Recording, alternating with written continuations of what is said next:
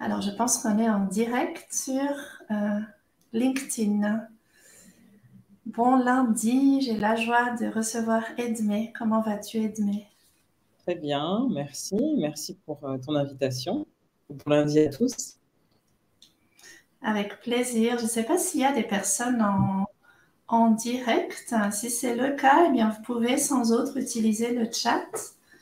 Et pour les personnes aussi qui nous regardent en différé, n'hésitez pas aussi à mettre des commentaires. Comme ça, on pourra revenir, vous répondre, interagir avec vous.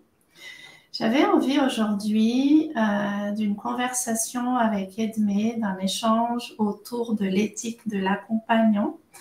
C'est un sujet qu'on a pu aborder toutes les deux lors d'une formation. Et puis, moi, c'est un sujet qui me touche moi personnellement aussi. Et j'avais envie vraiment de partager plus loin aussi, enfin déjà les échanges que nous, on a pu avoir en préparant cette conversation et peut-être que ça peut ouvrir à autre chose.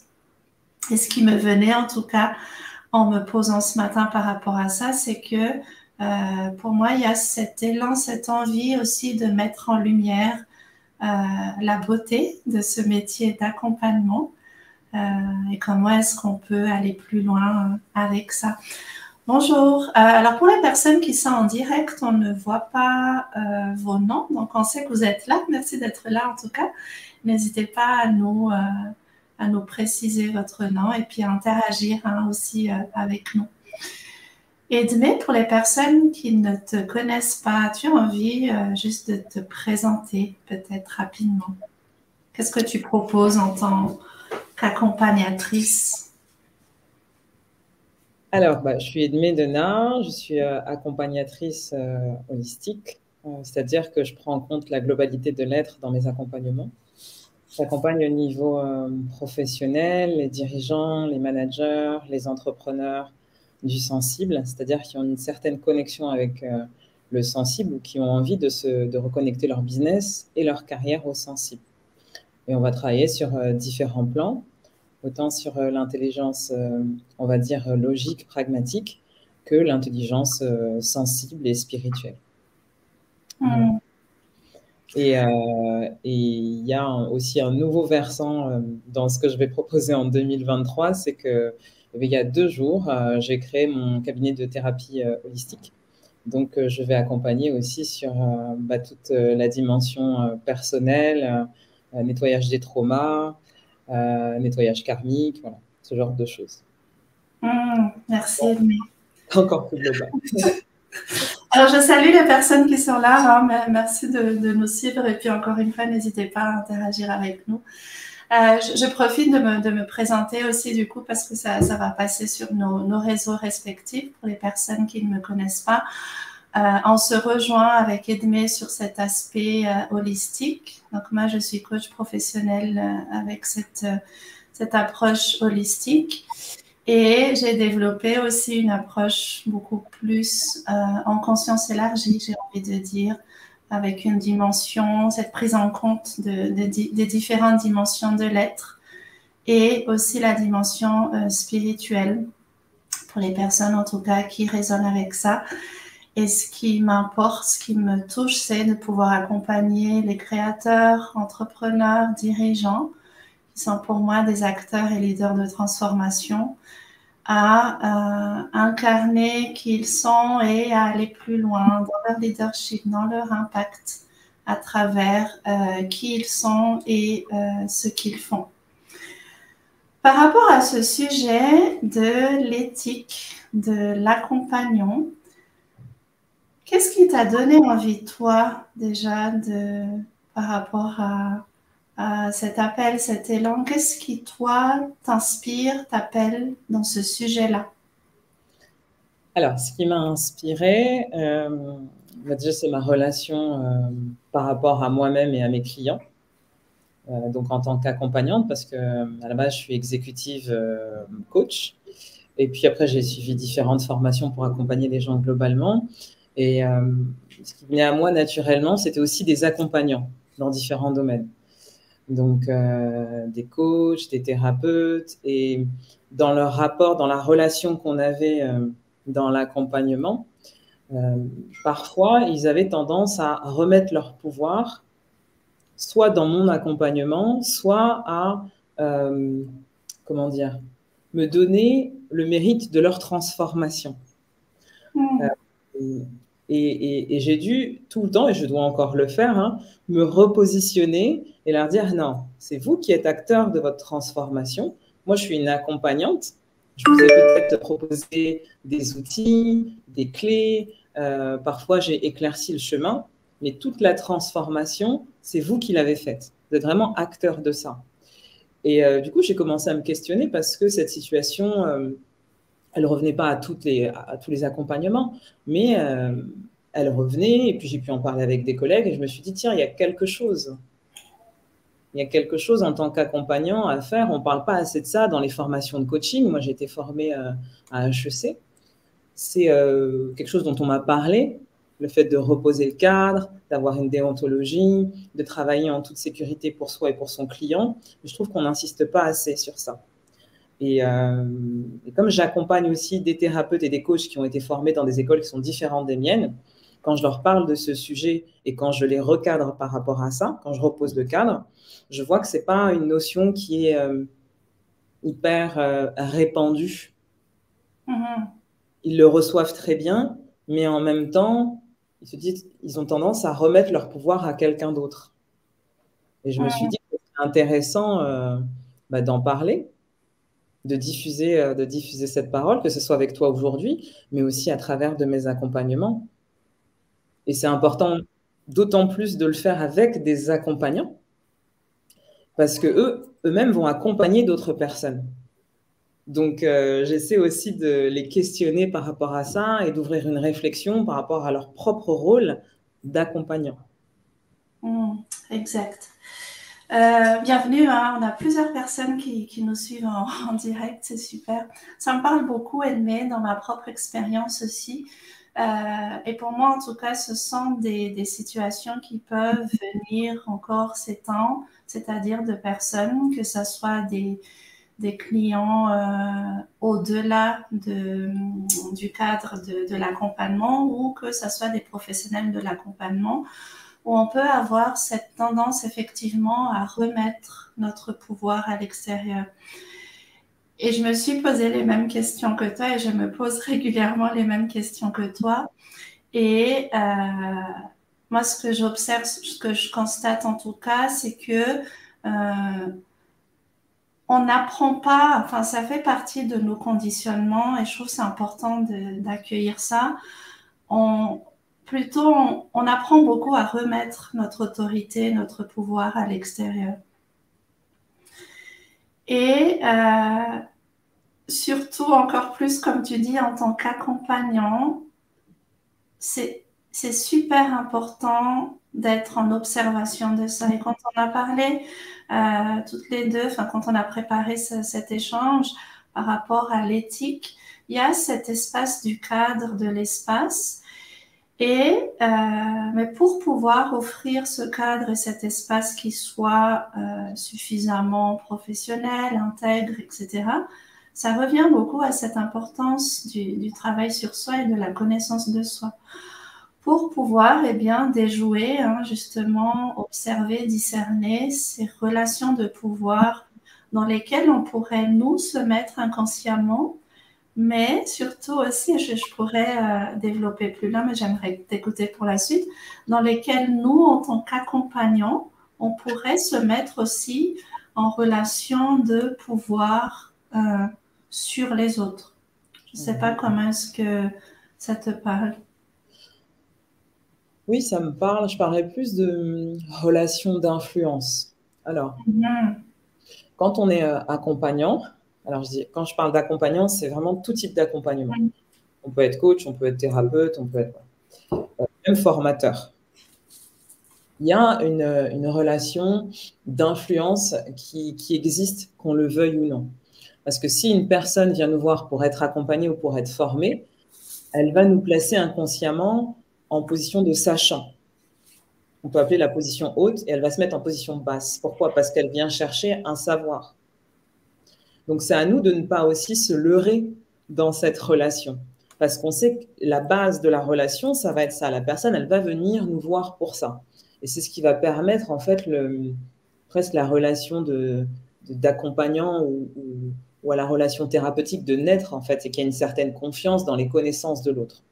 En revanche, en tant qu'accompagnant, on ne doit pas se leurrer de ça. On ne doit pas rentrer, en fait, dans le jeu de la personne qui arrive. On doit l'amener vers l'autonomie. On doit l'amener à trouver ses propres ressources. On doit aussi agir en miroir pour peut-être lui montrer des choses qu'elle ne voit pas. Mais on ne doit pas, on va dire, croire à l'histoire qu'elle nous raconte, qu'on a le pouvoir, qu'on sait mieux qu'elle, etc. Et je le dis, quand je le dis, je parle aussi à moi-même, parce que ça peut encore m'arriver dans mes consultations ou dans mes accompagnements que les personnes se positionnent comme ça. Et pour avoir ce mouvement de recul, on va dire, ou cette prise de hauteur, c'est important aussi d'avoir une bonne relation avec nous-mêmes. Et comment on a cette bonne relation avec nous-mêmes? Quand je dis bonne, c'est une relation qui est transparente, qui est honnête, et où je vais avoir du discernement déjà envers moi-même. Et pour ça, comme tu le disais, la nécessité, c'est de travailler sur soi, travailler sur son histoire, travailler sur nos peurs, éventuellement sur nos traumas, pour pouvoir se nettoyer et être à disposition de nos clients et créer cet espace qui est le plus neutre possible. Parce que bon, on ne sera jamais totalement neutre dans notre relation, dans nos relations avec nos clients. Parce qu'on a nos personnalités, on arrive avec notre couleur, notre formation, etc., nos préférences. Mais essayer de créer l'espace le plus neutre possible pour pouvoir gérer les transferts, les contre-transferts qu'il y a en séance et pour pouvoir minimiser les projections. C'est-à-dire projeter notre vision du monde sur la personne qui est en face de nous et l'influencer inconsciemment. Parce que ces choses-là arrivent en fait dans le domaine de l'accompagnement. Il y a des transferts, il y a des projections, il y a un rapport d'influence. Donc le nier, ça ne sert à rien parce que ça existe. L'idée, c'est vraiment de faire preuve de discernement et d'essayer de créer l'espace le plus neutre possible, le plus sécurisant possible. Et quand je dis sécurisant, c'est un espace sécurisant pour son client, mais aussi pour moi-même. Parce que c'est important d'être en sécurité aussi en tant qu'accompagnant. Donc, je dirais que cette, on va dire, déontologie et cette obligation, elle est d'abord dans notre relation avec nous-mêmes en tant qu'accompagnant. Je ne sais pas si ça te parle. Oui, oui, complètement. Je regardais d'ailleurs quelles étaient les définitions autour de l'éthique et puis je trouvais intéressant de revenir par là parce que, alors il y a différentes choses, ça peut être le lien avec la morale, la valeur, enfin, les valeurs, etc. Mais il y a vraiment cette notion aussi de revenir à notre manière d'être, notre manière d'exister, de nous comporter. Dans ce que tu partages, pour moi en tout cas, oui, ça résonne beaucoup.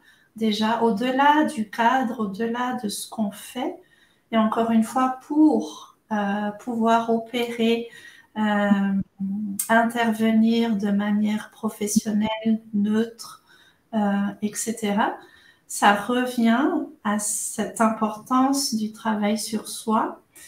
Et à la fois aussi à l'intérieur de ça, ce qui me vient là, en tout cas, c'est avec ça, être en mesure de reconnaître aussi où en sont nos limites. J'aime beaucoup quand tu dis de proposer un espace qui soit sécurisé, à la fois pour les clients, mais à la fois pour nous aussi, de ne pas nous laisser embarquer, hein, par exemple, dans quelque chose dont on n'est pas, qu'on n'est pas en mesure de tenir, enfin de tenir dans l'espace, pas forcément de tenir dans le sens de contrôler, mais qu'on n'est pas en mesure d'accompagner, de cheminer avec. Et ça demande effectivement de se connaître, de s'écouter, de se respecter, et de respecter l'autre, évidemment, en parallèle. Est-ce que dans l'état où je suis, et ça peut prendre les émotions hein, aussi, de ne pas se laisser, d'être en vigilance en tout cas, par rapport aux émotions avec lesquelles on pourrait être intriqué dans une thématique particulière ou dans un sujet d'accompagnement particulier. Oui, c'est pour ça que je parlais de ne pas se leurrer dans ce que le client apporte, en fait, puisque quand on accompagne quelqu'un, à un moment, il y a une relation de transfert qui va l'inviter, lui, à rejouer, en fait, une situation de dépendance, d'autorité avec quelqu'un qu'il a dans sa vie, mais il va le rejouer à l'intérieur de notre accompagnement. Et ça, c'est pas quelque chose qu'on m'a appris dans mon école de coaching. C'est quelque chose que j'ai appris avec, déjà dans mes séances de supervision, parce que moi-même, je me fais superviser, et aussi en thérapie, parce que j'ai longtemps été en thérapie avec un psychiatre, psychothérapeute, et je parlais aussi de la relation que j'avais avec mes clients en même temps que je travaillais sur moi, parce que ça fait quand même partie de ma vie hein, d'accompagner, donc je ne peux pas ne pas l'amener non plus en thérapie. Et c'est pour ça que c'est important aussi de se faire superviser, de soi-même être en thérapie et de continuer à nettoyer, parce que comme le dit quelqu'un, voilà, l'espace neutre n'existe pas. C'est pour ça que je dis l'espace le plus neutre possible. Il y aura toujours une coloration dans nos accompagnements. Et ce qui est vrai aujourd'hui, notre limite d'aujourd'hui n'est pas forcément notre limite de demain. Donc, il y a aussi le rapport qu'on a avec notre propre vulnérabilité quand tu parles de limite. Est-ce qu'on accepte, en tant qu'accompagnant, de reconnaître notre vulnérabilité?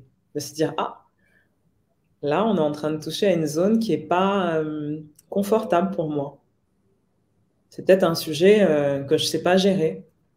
Est-ce que je peux avoir besoin d'aide, de l'aide d'un superviseur ou peut-être de l'aide d'un thérapeute pour nettoyer ça? Et c'est ça aussi le discernement. C'est accepter sa vulnérabilité, se dire, pour pouvoir évoluer dans ma posture, aujourd'hui, ma limite, c'est ça et j'ai besoin de le travailler dans un autre espace. Quel est le rapport que vous avez avec votre vulnérabilité si vous êtes accompagnant et que vous nous écoutez? Et c'est pas évident. Je dis comme ça, mais c'est pas. Interagir avec nous, ouais, c'est.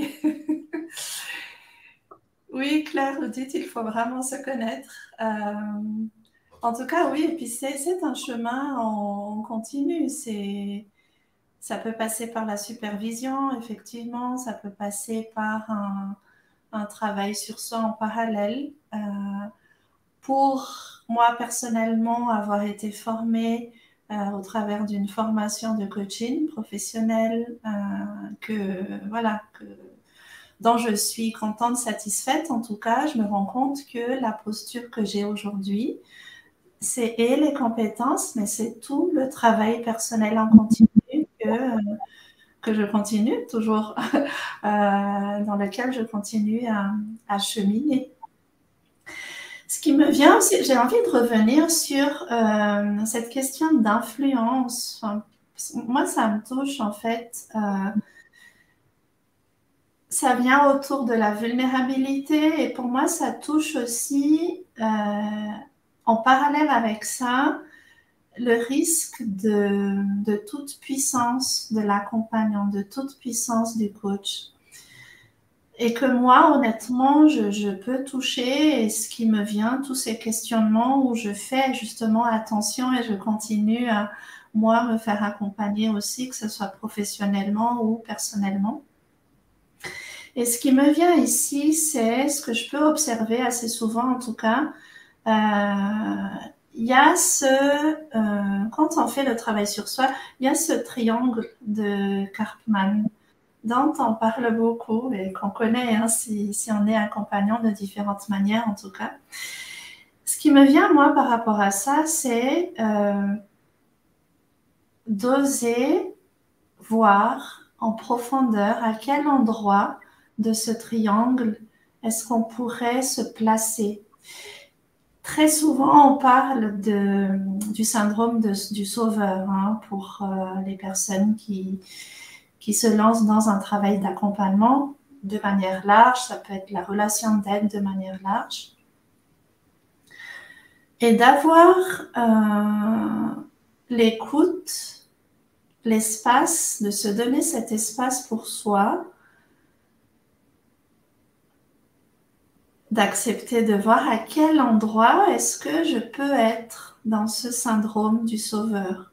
Parce que ça peut être tellement fin, en fait, quand on a cet élan, l'envie d'aider, et peut-être qu'il y a quelque chose à clarifier hein, aussi dans qu'est-ce qu'on met dans aider, c'est de faire attention toujours à où est-ce que je place la responsabilité, le respect des besoins de l'autre, des personnes qu'on accompagne.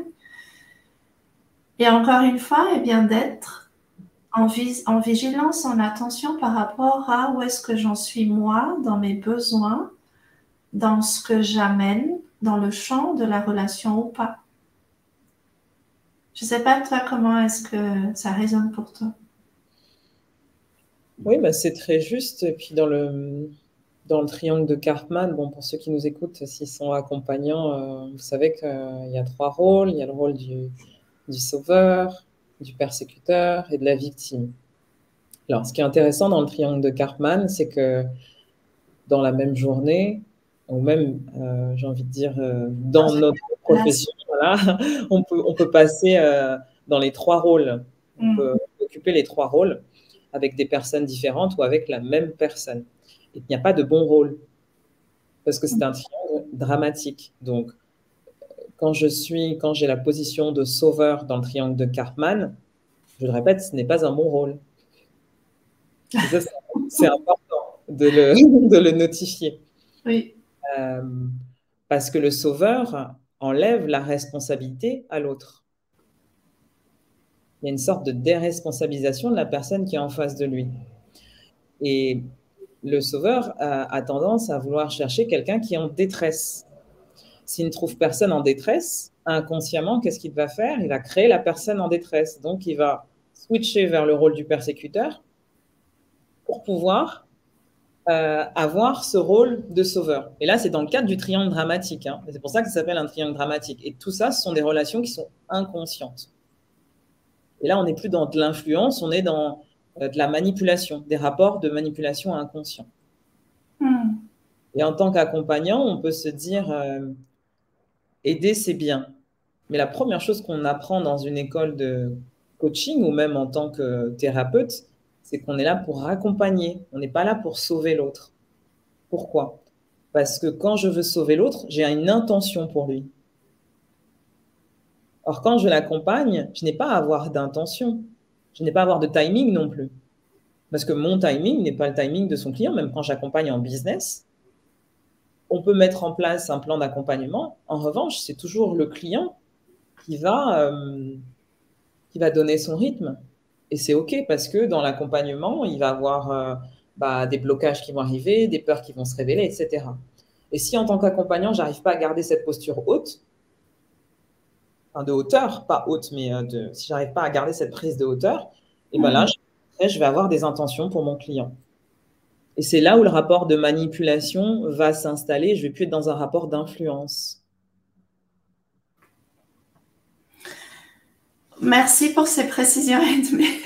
C'est intéressant de conscientiser, en tout cas, effectivement, qu'on passe, et puis les frontières sont très fines. On peut passer d'une posture à l'autre avec l'intention de sauver, l'intention d'aider, de sauver. On peut basculer dans une prise d'influence, dans une prise de pouvoir qui va au contraire, qui ne va pas être bénéfique hein, pour l'autre personne.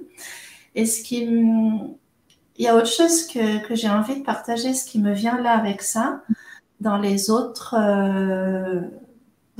postures de ce triangle-là. Quand on parle d'influence, et il y a quelque chose qui me vient là, dans l'ombre du persécuteur, en fait, moi, en tout cas, ça a pu me toucher, cette peur de faire du mal, la peur de manipuler. En lien, hein, quelque part, pour moi, en tout cas, toujours à cette toute-puissance, parce que quand on comprend comment fonctionne l'humain, quand on est à l'écoute aussi, tout simplement, et qu'on a les outils pour pouvoir accompagner l'humain. Donc, il y a ce risque d'être encore une fois dans la toute-puissance. Et surtout, comme tu dis, des clients peuvent nous renvoyer ça constamment. Et c'est là où ce que je me dis, c'est que plus on monte en compétence, plus on monte en puissance dans ce qu'on propose, c'est exactement à cet endroit-là qu'on doit à chaque fois revenir à une vigilance et revenir à une humilité, en fait. Et ça, ce qui me vient, c'est que l'on soit débutant dans l'accompagnement ou que l'on soit déjà, qu'on ait déjà certaines années d'expérience, ça ne change rien et au contraire, c'est que plus on a de l'expérience, même quelque part, c'est à chaque fois être toujours à l'écoute, être toujours oui, oui, vraiment à l'écoute, dans l'observation de qu'est-ce qui est en train de se passer, qu'est-ce que la personne me renvoie et qu'est-ce que moi j'en fais de ça pour rester dans cette posture, eh bien, d'intégrité, de sécurité, etc.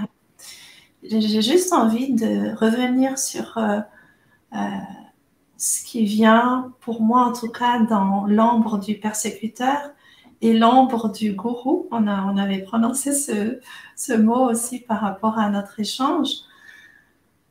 Ce qui me semble important, c'est quand on fait un travail sur soi, de manière générale, mais ici en tant que professionnel, en tant qu'accompagnant, c'est d'observer, d'accepter ces ombres aussi. Parce que si on n'est pas en mesure de les accepter, c'est là qu'on peut se faire utiliser, en fait, par nos ombres.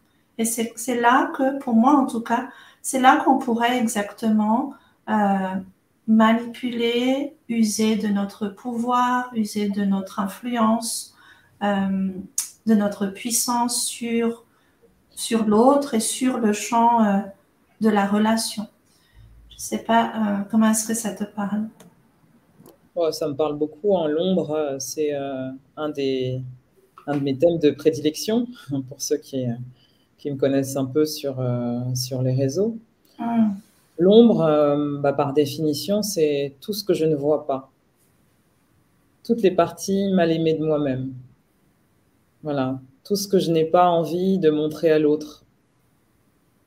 Parce que on est tous avec des conditionnements dans une famille, avec des règles dans une société particulière qui nous dit qu'il y a des comportements qui sont valorisés et d'autres non. Et c'est de là que va naître notre ombre, en fait. On va essayer de rentrer dans le moule et d'avoir une certaine image en société. Mais l'image qu'on projette en société, c'est pas forcément la personne qu'on est au plus profond de nous.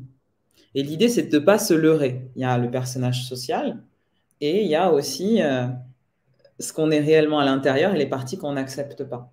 Et si on ne fait pas ce travail de, on va dire, le shadow work, le travail de l'ombre, comme tu dis, on se laisse aspirer un peu par son ombre et on se laisse un peu manipuler par son ombre. Et dans la relation à l'autre, en tant qu'accompagnant, il y a quelque chose qui va se jouer. Donc, c'est important de faire que chacun fasse ce travail. Quand je dis c'est important, je l'ai fait pendant longtemps et je le fais encore, en fait, parce que c'est un travail qui est infini, c'est un travail qui est progressif, c'est un chemin. Donc, ce n'est pas un objectif, un point d'arrivée. L'idée, c'est vraiment d'élever son niveau de conscience. Et plus j'élève mon niveau de conscience, plus j'arrive à prendre de la hauteur sur moi-même et sur les situations, moins je me laisse gouverner par mes peurs et plus je suis libre. Libre de mes propres choix. Parce que tant qu'on n'a pas fait ce travail de l'ombre en profondeur, nous ne sommes pas libres. On est principalement gouverné par des choses qui sont inconscientes. consciemment, on agit peut-être avec 5%. 95% de nos agissements sont inconscients. Il y a des choses qui sont automatiques. Voilà. Donc, si on veut ouvrir le champ des possibles, c'est important de commencer ce chemin d'exploration de conscience déjà pour nous-mêmes et puis après. Je dirais à un moment donné, c'est juste indispensable en fait. C'est important et c'est indispensable si on a envie d'évoluer pour nous, enfin, déjà pour nous, notre cheminement personnel et puis en tant que professionnel pour pouvoir continuer à proposer, à accompagner aussi, quand tu parles de conscience, en tout cas, accompagner une certaine élévation de conscience aussi. Eh bien, ça commence par soi. Ce que j'ai envie de rajouter, ce qui me vient aussi, c'est de faire attention avec cette conscience-là, en fait, à ne pas utiliser le champ de la relation d'accompagnement pour régler nos propres problèmes. Et ça, encore une fois, je trouve intéressant parce que, oui, comme tu dis, aller vers la neutralité l'espace le plus neutre possible, mais de toute façon, on a notre couleur, on a notre résonance. Et on n'attire pas par hasard les personnes qui viennent vers nous, qui ont certaines demandes pour cheminer avec nous. Mais c'est encore une fois d'avoir ce discernement par rapport à qu'est-ce qui vient en résonance ici dans cette relation d'accompagnement, dans ce champ d'accompagnement ici et maintenant. Est-ce qu'il y a quelque chose qui me touche ou etc. Eh bien, d'avoir cette conscience ici exactement de travailler ça à côté et d'être suffisamment solide dans notre posture, suffisamment professionnelle pour pouvoir, eh bien, ici et maintenant, être exactement au service de la personne que j'accompagne dans cet instant-là, dans ce moment présent-là. Et que s'il y a des choses qui, moi, me touchent, s'il y a des choses qui, moi, me déstabilisent, ça vient toucher effectivement à ces questions de limites, eh bien, se donner l'espace, mais en dehors de la relation d'accompagnement, pour pouvoir eh bien, visiter, explorer ça. Et j'ai envie de te dire, même quand ça ne me touche pas, parce que tu dis quand quelque chose me touche. Oui, quand quelque chose me touche, il y a une résonance. Mais parfois, il n'y a pas de résonance. Il y a juste aussi être conscient de ce qu'on dégage pour les autres et de comment les autres nous perçoivent. Je vais parler de mon propre exemple. J'ai mis du temps, en tout cas avant d'être accompagnante, à percevoir la manière dont les autres me percevaient. Avec le temps, j'ai compris que j'avais une forte présence énergétique, j'avais une assise, un ancrage qui faisait que les personnes en face de moi pouvaient être impressionnées. Donc, dans le rapport d'influence, j'ai dû apprendre à me repositionner. Pourquoi ? Parce que moi, je ne fais pas du coaching pur. J'ai une dimension coach, mais j'ai aussi une dimension où je vais faire de l'expertise, du consulting, etc. Si je ne fais pas attention à ce que je dégage pour l'autre, et la posture d'influence, je peux avoir tendance à le déresponsabiliser. Et donc, je dois aussi prendre conscience de ça, même si pour moi, j'ai pas de résonance directe, en fait. Mais parce que j'ai une volonté de vouloir accompagner le client vers l'autonomie, quand il va me poser des questions et qu'il va essayer de se déresponsabiliser, je vais le questionner, je vais reprendre ma posture de coach. Mais parfois, dans le chemin pour l'accompagner, je vais lui donner des outils. Et je vais prendre ma casquette de consultante, par exemple en business ou pour choisir une forme juridique de société, voilà, ce genre de choses. Donc, il y a aussi à avoir conscience de, pas la posture, mais l'image, la manière dont les autres vont nous percevoir pour pouvoir se repositionner, surtout par rapport à la personne qui est en face de nous. L'ancrage, par exemple. Si j'ai un client qui a besoin de travailler son ancrage, je vais faire particulièrement attention à ça. Parce que moi, j'ai un ancrage qui est très fort. Et donc, pour l'autre, ça peut être sécurisant de De, me... de laisser le pouvoir. Exactement. Mm. Et l'idée, c'est pas de se dire oh non, non, non, mais je vais lui donner aucune information, il va tout découvrir tout seul, etc. Mais c'est vraiment comme quand j'accompagne les managers en entreprise, quand j'ai un profil qui est plus junior, bah, au début, je vais peut-être être dans du 70% de consulting, d'expertise où je vais lui donner des outils, mais dans un plan d'accompagnement de 6 mois, petit à petit, je vais prendre de moins en moins cette posture d'experte, de consultante, et de plus en plus la posture de coach. Ce qui fait qu'à la fin de l'accompagnement, il aura gagné en autonomie, mais ça aurait été plus vite que s'il allait tout seul parce que je vais lui donner des outils pour s'organiser, des outils pour qu'il puisse mieux se connaître, des outils aussi pour peut-être révéler des choses qu'il va aller travailler avec d'autres personnes. Donc, et c'est là la différence avec le coaching traditionnel, que moi, je ne fais plus personnellement. Mm. Ça me parle, en tout cas, moi, ça me parle beaucoup et ça revient à. J'ai le mot danse, en fait, qui vient avec ça, de savoir danser dans l'instant par rapport à la demande des personnes et de savoir naviguer entre ces différentes postures. Est-ce que là, je suis en train de donner un outil? Là, je suis en train de questionner, et toujours en responsabilité. C'est ça qui me vient, en tout cas, ces différentes postures-là. Elles peuvent se faire toujours dans une mise en responsabilité de l'autre. Et puis de prendre nous aussi ce qui nous appartient en termes de responsabilité. Alors, merci. On va prendre le temps de lire vos commentaires parce qu'il y a plusieurs commentaires. Je ne sais pas s'il y a des questions aussi. Oui, j'ai vu qu'il y avait pas mal de commentaires. Il y a une personne qui disait, j'ai vu tout à l'heure, je ne me suis pas arrêtée sur ce commentaire, qui disait, mais alors, qu'est-ce qu'on fait si on voit quelqu'un se noyer dans une piscine, on le regarde se noyer ou on le sauve? Là, on parle de cas d'extrême urgence. La plupart du temps, quand on est accompagnant, que ce soit en business coaching ou même en thérapie, on n'est pas dans des cas d'extrême urgence.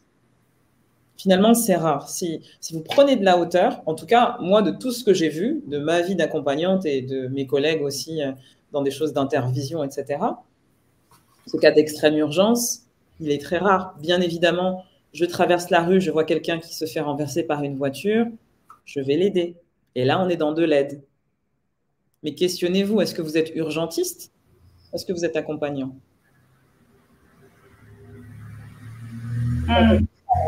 Et...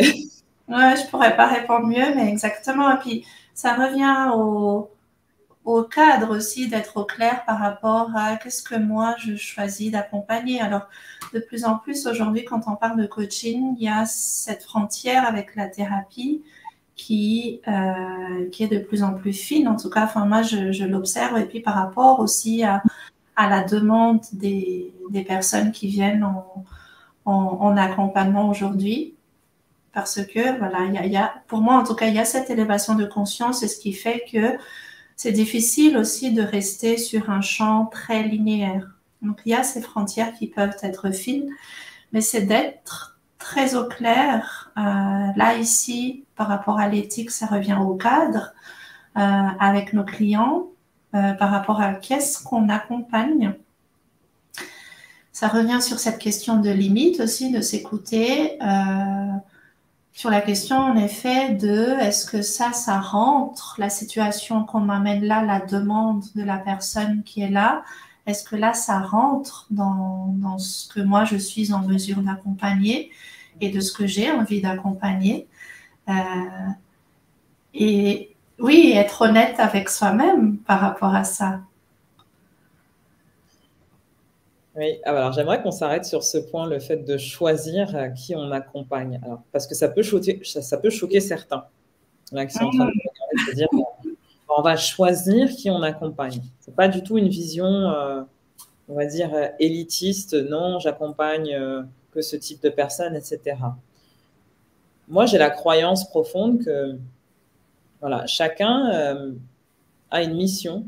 Alors, ce n'est pas une mission de vie ou un ikigai, mais on est venu faire quelque chose ici sur Terre, sur des thèmes particuliers. C'est à nous de les découvrir et c'est à nous de respecter l'appel de notre âme. Il y a des personnes qui sont venues toucher énormément de gens, on va dire toute la population. Et puis, il y en a d'autres, ça va être dans un cadre plus restreint. C'est ni bien, ni mal. Chacun est venu faire quelque chose de différent. Et ce que je vous invite, c'est à répondre à l'appel de votre cœur et à l'appel de votre âme. Qui est-ce que vous avez envie d'accompagner? Qui est-ce que vous allez prendre plaisir à accompagner 300 jours par an? Ça, c'est un peu la définition du client de cœur. OK, on n'est pas tous là pour aider ou pour accompagner, en fonction de la posture que vous avez choisie, tout le monde. Moi, il y a un moment, j'ai accepté que les accompagnements que je proposais n'étaient pas destinés à tout le monde, mais à des personnes qui avaient déjà fait un premier chemin de conscience. Pourquoi? Pour travailler en toute sécurité, pour moi et pour le client. Parce que quelqu'un qui arrive, que je pourrais accompagner, et qui n'a pas fait ce premier chemin de conscience, ça sera trop brutal pour lui. Et il y aura beaucoup de friction pendant l'accompagnement. On ne parlera pas le même langage. Du coup, je ne prendrai pas de plaisir. Je devrais tout le temps redescendre, en fait, pour pouvoir recréer une relation, etc., et pour pouvoir avancer. Et pour moi, énergétiquement, ça sera très, très, très dense. Donc, j'ai arrêté de faire ça. Et à un moment, je me suis dit, c'est OK. Je vais le faire. Et mon chemin d'excellence, il est là, à accompagner ce type de personnes. Et pour les autres, il y a d'autres accompagnants, il y a d'autres coachs, il y a d'autres possibilités. Alors, merci à une personne qui nous dit dans sa mission, on sait pourquoi on est accompagnant, je pense, dans un domaine particulier. Merci Edmé, j'adore ça.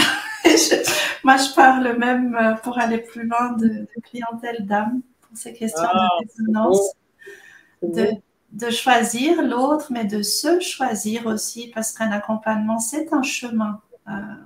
Et dès l'instant où on ouvre, effectivement, comme toi et moi, où on ouvre un accompagnement beaucoup plus large, beaucoup plus holistique, avec cette dimension de conscience, cette dimension spirituelle.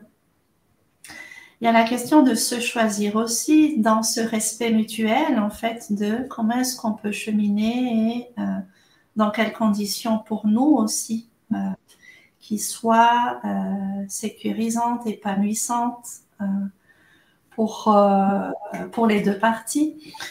Ce que j'ai envie de rajouter avec ça aussi, c'est que oui, accepter que on ne peut pas tout accompagner, on ne peut pas tout sauver, et il n'y a personne à sauver, encore une fois, ça j'aime bien le répéter.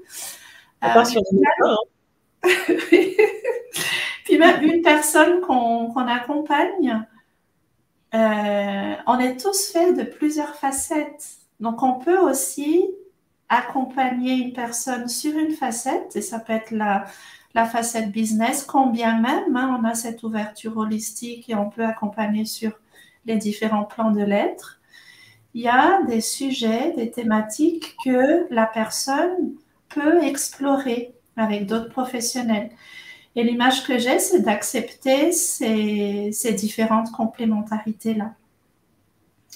Il y a des personnes, s'il y a des personnes qui ne vont pas venir travailler avec vous, moi, je suis en confiance que, eh bien, elles vont trouver les bonnes personnes pour les accompagner.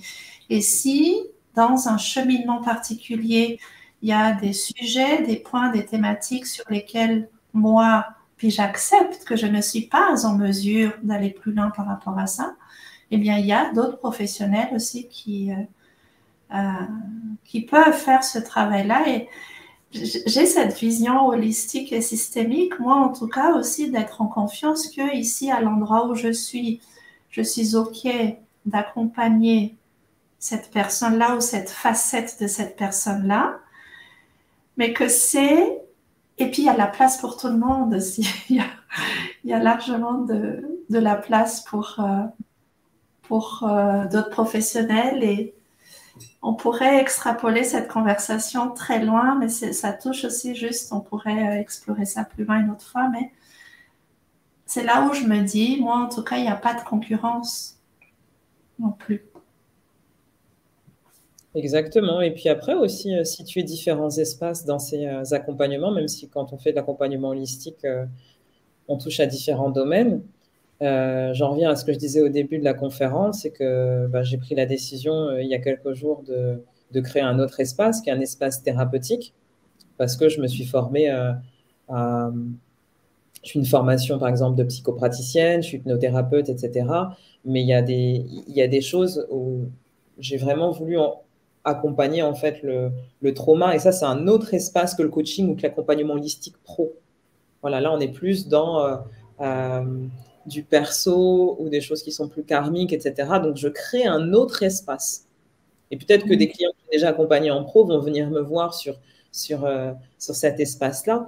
Mais pour moi, c'était important de dissocier les espaces pour avoir encore plus de sécurité avec les clients et pas rentrer, pas sortir de justement cette prise de hauteur, de passer de l'influence à la manipulation ou ce genre de choses. Et pour que ça soit clair aussi pour le client.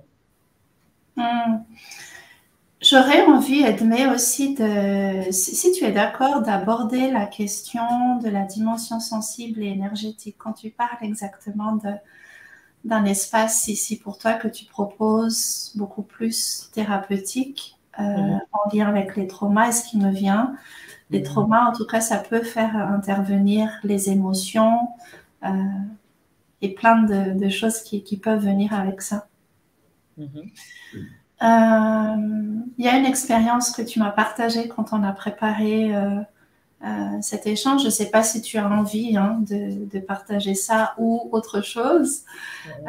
Mais ce qui me vient, en tout cas, c'est, comme toi, moi, je fais intervenir aussi cette dimension beaucoup plus sensible et subtile, où on ouvre effectivement un champ beaucoup plus grand que le champ mental et même déjà aussi au-delà du champ émotionnel, mais qui comprend aussi le champ émotionnel. Pour l'avoir vécu, moi, en tant que cliente de certains praticiens, j'ai envie d'aborder ce sujet qui pour moi est délicat, mais c'est super important d'avoir une posture solide et intègre dans tout ce qu'on a parlé, mais aussi quand on ouvre à l'énergétique et au subtil, pour ne pas faire rentrer n'importe quoi. Qu'est-ce que toi, tu aimerais partager par rapport à ça? Alors, à quelle anecdote tu fais référence? Parce que tu dis plein de trucs. Quand tu m'avais dit que, en fait, c'est l'exemple, par exemple, quand on accompagne et que si on n'est pas suffisamment solide et qu'on ouvre ce champ énergétique et subtil et qu'on va, par exemple, tu vois, être intriqué par rapport aux émotions des personnes qu'on accompagne. Oui. Oui, je parlais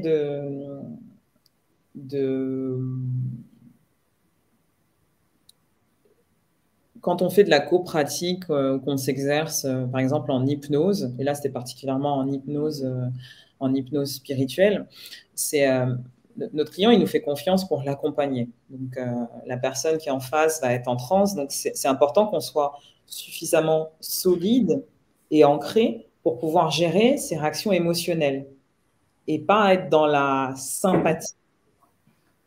L'empathie, c'est je comprends ce que l'autre est en train de vivre, je comprends la situation qui se passe devant moi et je comprends pourquoi il ressent ses émotions, mais je ne m'associe pas aux émotions. Et ce que j'ai pu observer, c'est qu'il y a certains thérapeutes, même psychologues, quand je dis thérapeute, c'est vraiment au sens large, ça peut être hypnothérapeute, psychologue qui pratique l'hypnose, etc., qui s'associent aux émotions de la personne pendant la séance. Et du coup, là, c'est vraiment on va dire, la plus grosse erreur que puisse faire un praticien, en fait. Puisque la personne nous donne la responsabilité de sa sécurité pendant la séance. On est là pour créer un espace sécurisé. Si on s'associe à son émotion, qui va la guider pendant cette séance? Et c'est là où le travail de nettoyage il est important. c'est qu'il y a, si je m'associe à l'émotion, c'est qu'il y a des résonances qui sont trop fortes. Et c'est très dangereux. Je vais utiliser ce terme-là. C'est très dangereux. Là, on était dans le cadre d'un exercice et de la copratique, ce qui montre que c'est important d'avoir des formations solides où vous êtes observé aussi par des professeurs et on va pouvoir rectifier ça. Mais encore une fois, les personnes que j'ai vu faire ça, c'est pas des personnes qui ont fait des stages un week-end. Hein. C'est des gens qui ont 5 ans de psychologie, qui ont des diplômes de praticiens d'hypnose, voilà. Donc, ça peut arriver à tout le monde parce que je peux faire X années d'études, mais si je suis un théoricien de l'émotion, si je suis un théoricien de la spiritualité, je ne peux pas tenir un espace. Et il y a une différence entre la théorie et le fait d'incarner et de vivre ce dont on parle. C'est très différent. Je ne sais pas si ça résonne pour les personnes qui sont là quand je parle. Comment est-ce que ça vous parle?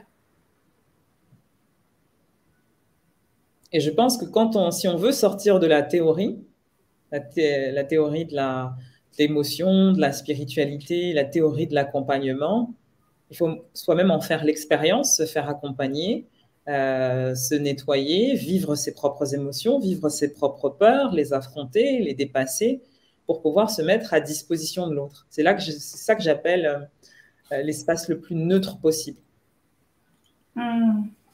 Et je ne suis pas sûre que les personnes que j'ai observées faire ça, sans leur jeter la pierre, hein, se disent après ça, ah, il y a quelque chose à nettoyer. Ah, j'ai un travail à faire sur ça. Or, c'est un outil formidable. C'est quand il se passe quelque chose comme ça en séance, en fait, c'est la vie qui vient nous rappeler, waouh, c'est ton prochain axe de progression. Qu'est-ce que tu as envie de faire? C'est pas du tout là ce que je suis en train de dire, c'est pas du tout une remise en cause en fait de leur pratique.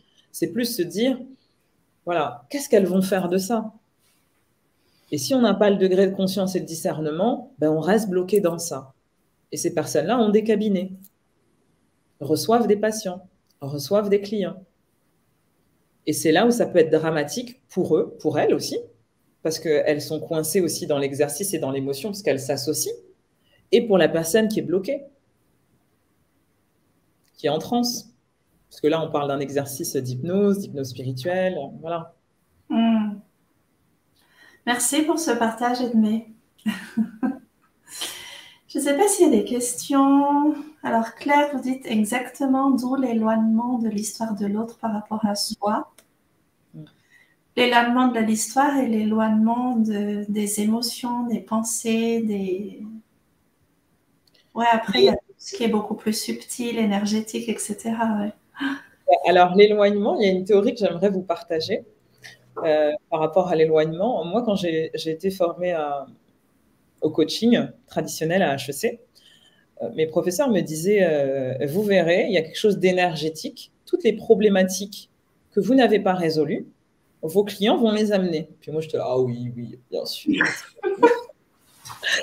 Alors, c'est tellement vrai. Oui. C'est tellement vrai. Tous mes premiers clients avaient toutes les problématiques que je n'avais pas résolues. Fort heureusement, j'étais en thérapie, j'étais accompagnée. Mais si je n'étais pas en thérapie, je ne l'aurais pas détecté. Donc, pour moi, ça aurait été des problématiques résolues. Et du coup, j'aurais continué à les accompagner sur ça en faisant des projections, en fait. Et ça, c'est encore vrai aujourd'hui.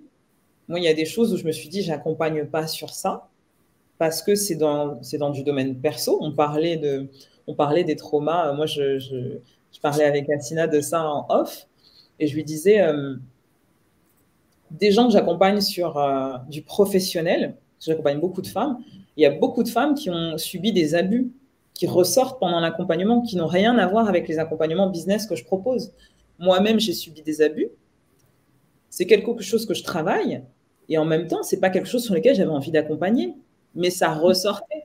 Donc, l'éloignement de la problématique, j'essaie de l'éloigner, mais la vie me dit, peut-être que tu devrais accompagner sur cette pratique, transcender ça. Tu devrais accompagner pas sur cette pratique, sur ce sujet-là. Et moi, je me suis pas sentie prête pendant longtemps, Mais je me suis dit, s'il y a autant de femmes qui viennent me voir alors que je n'accompagne pas sur ça et ce sujet ressort, c'est peut-être qu'il y a quelque chose à faire. D'abord, moi, le transcender et voir ce que la vie est en train de me dire. Donc, éloignement, oui, mais pas tant que ça, en fait. Quelque chose d'énergétique. Alors, bonjour Sharif. Donc, il y a plusieurs personnes qui sont là en direct. Ça fait plaisir, hein, vraiment. Merci d'être là parce que pour moi, c'est un sujet tellement essentiel. Alors, Sharif, tu dis oui, c'est pour cela que la personne. Oups. J'ai mon écran qui a sauté. Qui accompagne doit toujours continuer à cheminer et travailler sur soi. Merci. N'oublions pas que l'invisible est une puissance qui peut, dans le cas où nous avons des failles énergétiques, attirer des personnes qui ne nous veulent pas forcément du bien.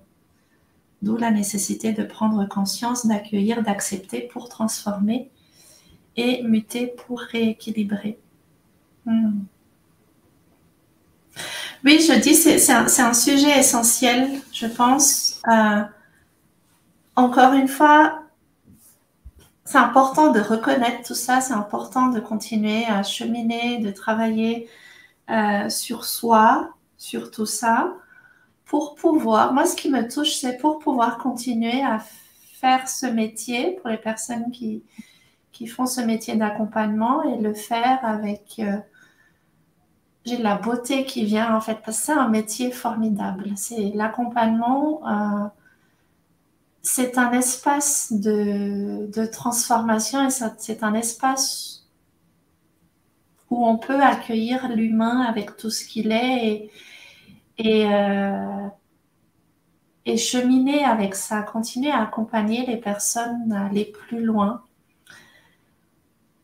Et moi, en tout cas, si j'avais envie de partager ce sujet-là, alors c'est surtout pas pour ni donner de leçons, parce que voilà, on est tous en cheminement et c'est plutôt poser des questions, éclairer à quel endroit est-ce qu'on peut continuer à avancer individuellement et collectivement pour faire de ce métier d'accompagnement quelque chose qui puisse continuer à rayonner et à servir beaucoup plus loin, beaucoup plus grand.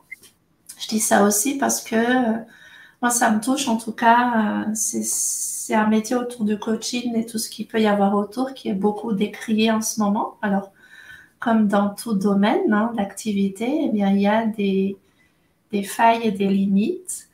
Mais il y a aussi toute la beauté, les possibilités, les bénéfices que ça peut apporter. Et il y a des professionnels qui font en sorte, en tout cas, de proposer quelque chose d'intègre, de puissant, de respectueux. Et c'est peut-être aussi à quel endroit est-ce qu'on met le focus. Moi-même, j'ai pu avoir des expériences décevantes en étant accompagnée.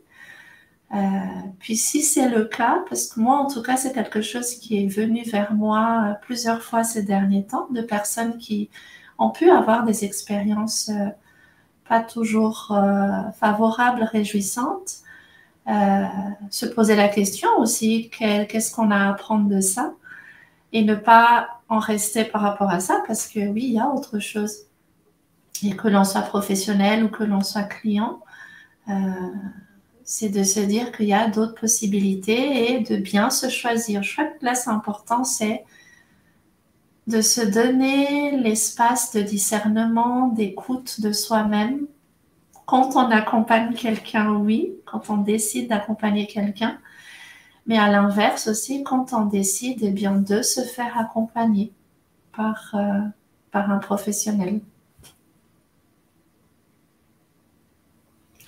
Je ne sais pas si tu as envie de rajouter quelque chose. Oh bah non, c'était parfait ce que tu as dit. Ça résonne beaucoup. Je n'ai rien à rajouter. Alors Claire, accompagnement plein de vie, plein d'histoires, plein d'expériences. C'est beau. Puis revenir à l'humain, effectivement, dans cette beauté-là. Je crois que si on se sent appelé par ce métier, c'est revenir à cette appétence, à cet appel pour l'humain, avec toute sa complexité et tous ses paradoxes. Merci. Bah oui, et pour finir, je dirais que l'éthique de l'accompagnant, c'est peut-être d'abord de se questionner sur sa relation à soi avant de se questionner sur sa relation, sur la relation avec le client. Mm. Je pense que c'est la notion la plus importante dans ce qu'on a développé. C'est Mm. si je suis accompagnant, quelle est ma relation avec moi-même, avec mes propres peurs, avec mes propres limites, avec mes propres désirs.